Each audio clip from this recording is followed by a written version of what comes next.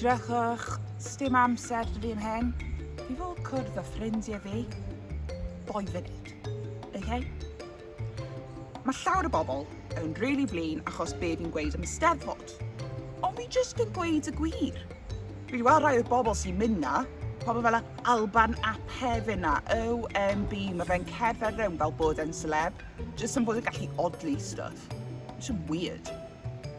Dim ots da fi be chi'n meddwl ohona i. Os chi'n mynd off i be fi'n gweud, peidiwch gwrando. Sa'n deall pan mae pobl mor grac bod hi'n sôn am pa mor boring yw Steddfod. Jyst yn bod fi heb bod na. Fi wedi gweld ar y teli, fi wedi gweld y plant bach yn adrodd, nhw fel, mae nain yn berson aml, yn doniol ar fy ngwir. Mae nain a fi'n ffrindiau, y gorau yn y tir. Fel, sa'n becs a beth i nain ti, sori, a ty be, pam ti siarad fel na? Peidiwch a hyd yn oed dechrau fi ar y canu. Fi'n gwybod pam nhw'n galw cerdd dant achos chi'n danto nhw. Melangell neu Alban a Ydych Y Goron. Mae'r ddoi na mor cwcw a'i gilydd.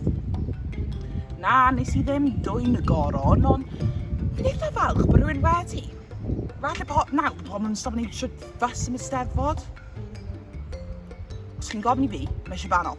Llifaru, cerdd dant. Ie, ar y goron fyd, pam lai.